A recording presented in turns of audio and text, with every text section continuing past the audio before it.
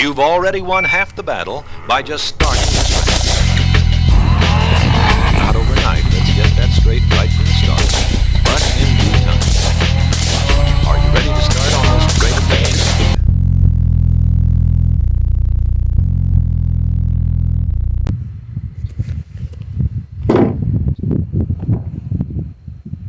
Helmet. What's going on, everybody? It's Free and Poor. We're back for a official review of the Uprise Armory Gen 4 3A ballistic helmet by Militech. Uprise Armory is 100% transparent with the fact that the shell of this helmet is manufactured in China. So if that is a turnoff for you immediately, sorry. But at least they are one of the few companies that are forthright with that information and make no claims that it is in fact manufactured in a different country. I am going to come at this as objective and non-biased as possible. Full disclosure, I will say Uprise Armory sent me 2 of these helmets, one for ballistic testing, which you can check out my ballistic test video, super scientific. I'll go ahead and link that up here. It performed exactly as it said it would. The ballistic test worked out pretty well. It stopped everything that it said it would, and then some. We shot it with 22 LR, 9mm, several different kinds of 9mm, 38 special, number 8, number 4, and buckshot shells from a shotgun, and then we obliterated it with 60 rounds of 5.56 and sent it to Mars with a ½ pound of tannerite. So big thanks to Uprise Armory for sending these out to us for testing and just to fuck around with. I think we'll just go around the helmet real quick. Up here on the front, you'll see that it has a universal mounting bracket for NVGs or cameras or whatever. I haven't gotten the chance to test it yet because I'm a poor man and I don't have nods. So realistically, in the near future, what I'll probably end up putting in here is some kind of GoPro mount to get first-person perspective video. But other than that, I have not gotten the chance to test this.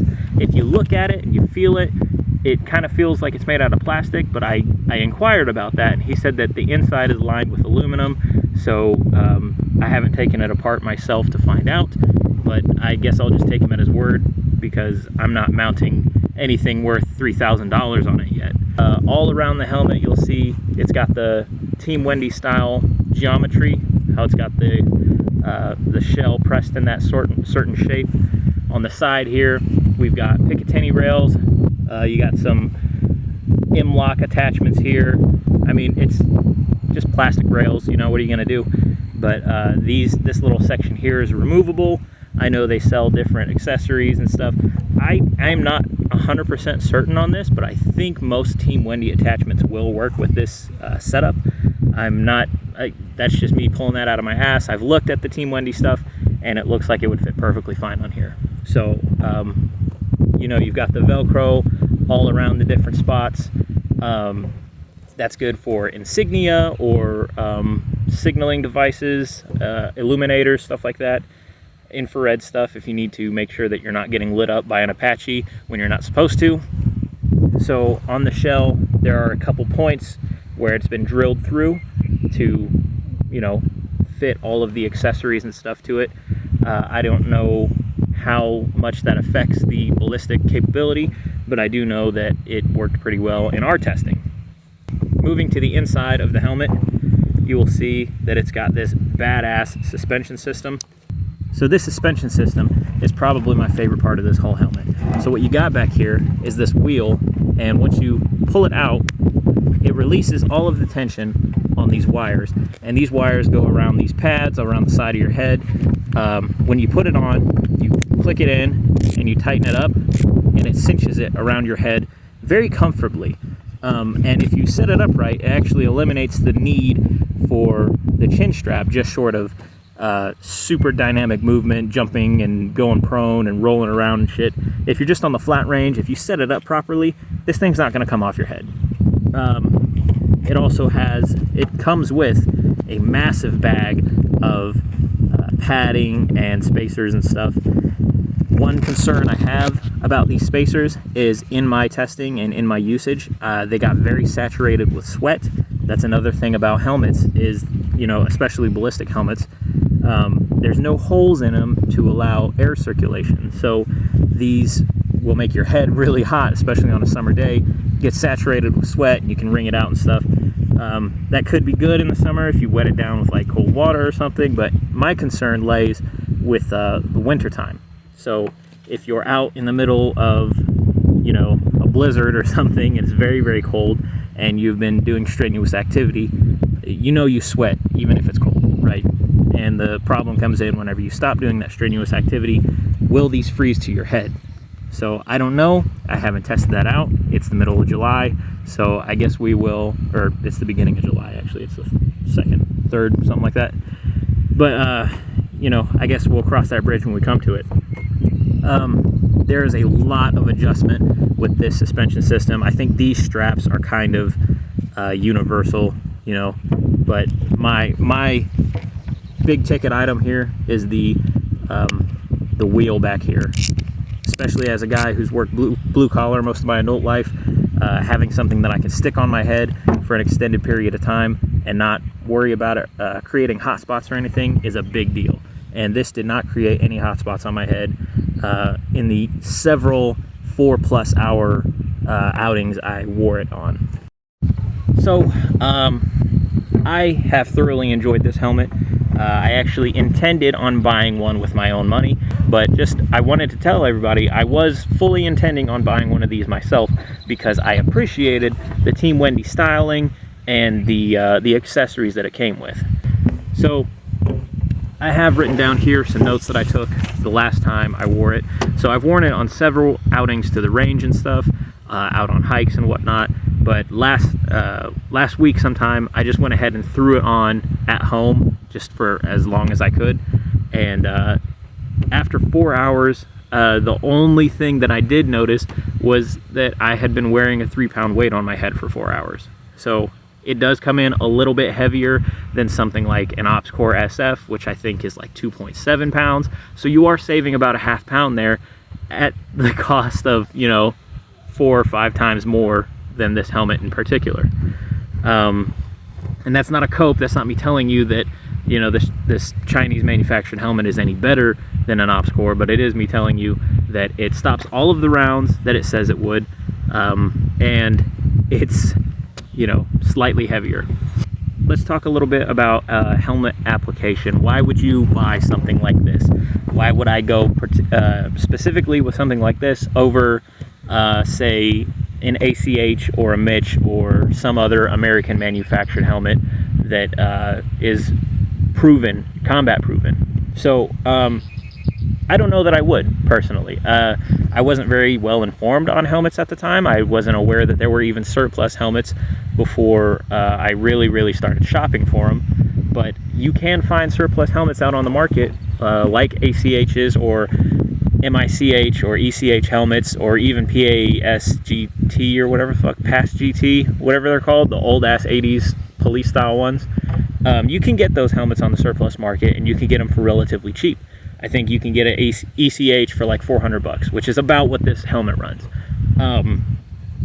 The problem with that, in my opinion, this is not me telling you that you should go and buy a Chinese helmet with all the accessories versus, you know, decking out your own ACH or something. But if you buy a Gentex ACH, normally it will not be high cut like this, so you won't be able to fit ear pro under it without doing some kind of modification. If you're comfortable doing that yourself, you could take a hacksaw or a Dremel and just do it at home. I don't know that I suggest that. You should probably get somebody who is a little more informed on the construction of these things to do it for you, but that is something that you can do. So you can cut an ACH to be high cut and fit your ear pro under it. You would have to upgrade the suspension system, because the suspension system in ACHs is not particularly the same as something like this, and you would have to put on your own mounting bracket if you wanted rails or arc rails or something. Not that these things are expensive on their own, but once you add it all up, you're looking at, you could maybe get in sub 1,000, but it's just a lot of extra work. But it may be worth it to a lot of people, and I'm absolutely not saying that it's not. But this all comes as one package put together, and I think it's kind of a deal. Maybe that's a cope, whatever. I don't care. I was sent it for free, so I'm gonna keep using it. Comes in Ranger Green, Black, Coyote, and they also have, I think, genuine multicam, which is dope as shit. But regardless of all that, I ordered here one of the things that I did to upgrade it. I don't know that you would call it an upgrade, but I think it's dope. This is a helmet wisp from Solathe Archive. You can check out his website, or message him on Instagram, or I think he sells on eBay as well. This is an ACH FG. So there's a lot of companies out there that make helmet scrims and make covers and stuff like that. They will just kind of throw together, you know, random military surplus camo netting, and then they'll throw some shot cord on it and call it a day. What I appreciate about Solathe Archive is it's all laser cut in-house, and he's got several different color options. And I talked to him personally on Instagram. He's a good dude. So this is the ACH FG. You can see here that there's a piece cut out, or there is a piece that comes on here. So if you don't have a mounting bracket, it will cover this anyway. But you can cut out this little piece on the front so that you can still mount your nods or your lights or whatever the fuck you have. And I think it's pretty badass. And ACH FG is just dope as shit. So why a ballistic helmet over a bump helmet? So there are applications for bump helmets, and they're absolutely a thing that you should consider.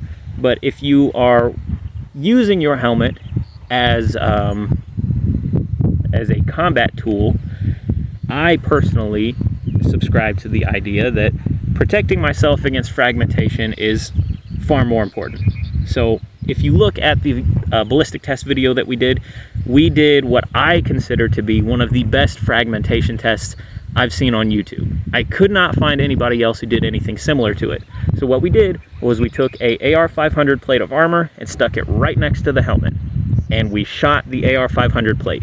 Now all of that fragmentation coming off of those 5.56 rounds landed through the helmet, and it did some damage. It tore up that Aramed fiber. Using 3A helmets as a bullet sponge is obviously a bad idea, but using them for what they've been used for 100 years is fragmentation protection. So some guys will see ballistic helmets like this and they'll say things like, if you don't have nods, why the fuck would you buy a helmet? Well, nods haven't existed for 100 years, and people have been wearing helmets for more than 100 years. So my question to them is, do you not expect to take anything except bullet damage, or just fight at night? Because that's not really how real combat works. Nobody understands why Ops Corps helmets cost as much as a 1996 Cavalier. I don't get it either. They make enough money off government contracts, they don't really need the civilian market. And that may be somewhat true. That's the only good reason I can think of. So when you see a helmet that's like $400 made in China versus a, you know, $2,000, $2,500 Ops Corps with all the cool shit on it, you think to yourself, as a end consumer, why the fuck is this so expensive? I don't understand. So another thing about this helmet is it is a high cut helmet. So out there on the market you can find things. So we're gonna go full poor guy real quick. The Walker Razor electronic ear protection, you can find these for like 50 bucks, 40 sometimes if you're lucky, and they fit perfectly right under this helmet. Now what I did was I removed, I don't know if you can see there, right in the middle there's a big old strap with a bunch of cushions and spacers and stuff. I went ahead and removed that because I have a big old fucking egg. This set of ear protection will fit directly underneath of it perfectly fine. All right. So as we can see, well, maybe you can't see, the sun's going down. And it fits without interfering with any of the controls or anything. I can still turn the ear protection on and off. The cable that runs, or the headband runs right underneath of it. It's not creating any hot points or anything. And you can still attach back here your comms cables and stuff. So if you have a UV5R and a push to talk and you want to set up that whole system, it'll work. But I think it's pretty cool. And there actually is another video out there that I can throw in the, I think I can throw it in the description or link to it. It's a guy who shows you how to remove the headband and actually run your wiring up through the middle of your helmet and attach it permanently with arc rails, or they sell M-lock rails, or M-lock ear protection attachments that you can permanently attach a pair of Walker razors to this helmet.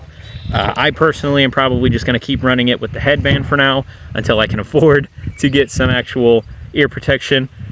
Shout out to all of my Peltor boys. We're still praying. I don't know. I don't think we're going to get that shit, guys. I'm sorry. I hate to be the negative Nelly, but I don't think we're getting our Peltors.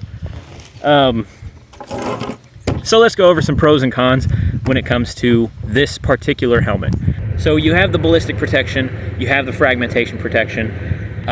It comes with its mounting systems. You can mount lights, your ear protection, your comms, your nods, your cameras, whatever, insignia, stuff like that. It's got the wonderful suspension system. I cannot give that suspension system enough praise.